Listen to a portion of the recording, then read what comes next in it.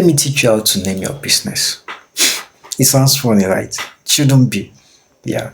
You have to learn how to name your business if you don't already know. Now, as a small business owner, if your brand does not have a name, are you a small business owner if your brand doesn't even have a name? You are not, but let's assume you are still a small business owner, but your brand does not have a name. You have to know how to name it. And if it does have a name, but the name does not meet the conditions I'll be listing, then you have to change it. I would advise, you don't have to, but I would advise that you change it. If you have not yet registered the brand, and if you are just trying to launch and many people do not know you have that name already.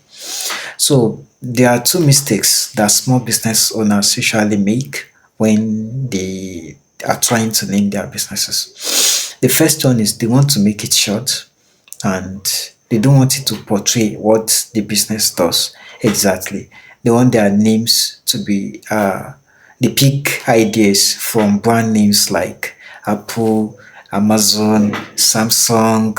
You know these brands, when you are hearing them for the first time, you'll be like, what does this brand do? You don't know. So small business owners also try to copy them, copycat stuff. They want their names also to be short, and they don't want people to know what they do. So it is not good enough, because these big brands, they usually spend very huge on marketing. They have huge marketing budget. They spend billions of dollars on marketing, and this marketing helps people to know them, to know what they do, and to also buy from them. But do you have that budget? You don't. When you are launching, when you are spending on marketing as a small business owner, you should be spending to sell your product, not to get people to know what your brand does. Do you get it? So, and the second mistake that small business owners make is to make the name to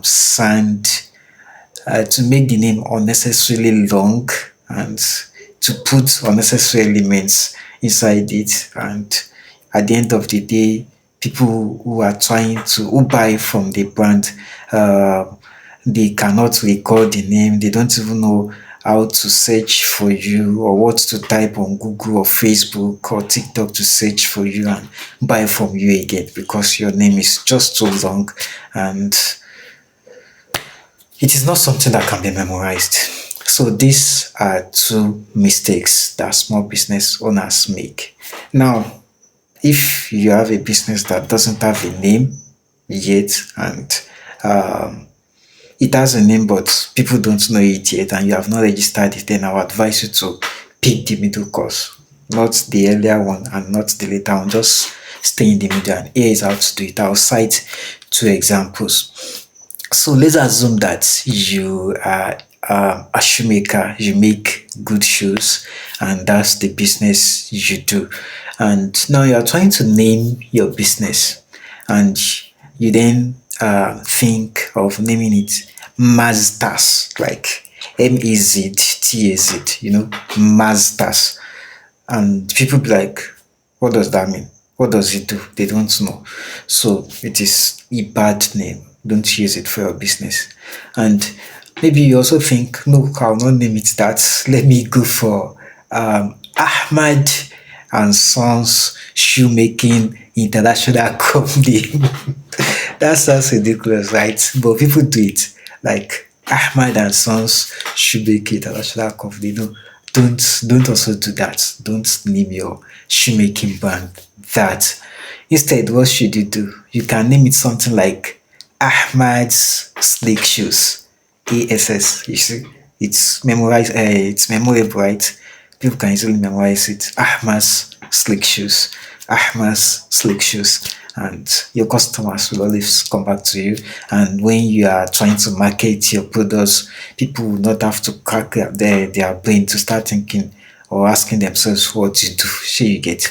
So the second example would be that, let's assume that you are in the foodstuff industry. You are selling foodstuffs, and then you now want to name your business, and you now you now have something like Bounty. So you get Bounty, Bunty. because you think it's short and people will easily memorize it. It doesn't have to be that. You end up spending unnecessarily on marketing budget and you cannot even afford it. So don't call it bounty, and don't also call it Titilope foodstuffs and more Nigeria Limited. Don't call it that. It is too long, it is unnecessarily long, and you don't need it. So you can name your foodstuff business something that sounds like cheap and clean foodstuffs. Cheap and clean foodstuffs. CCF, you get cheap and clean foodstuffs. So this is you staying in the middle class again, and it is the best name. This is a very good example of name you can give to your foodstuff business. So if you are in other industries, from what I have said, you can always find some good name to give to your business. Just ensure that it's something that when someone hears it, you already know what you do, and it is not unnecessarily long. And what do you do when you eventually find a good name for your business? You get a good logo for it. And if you want that, I'm always here. Thank you.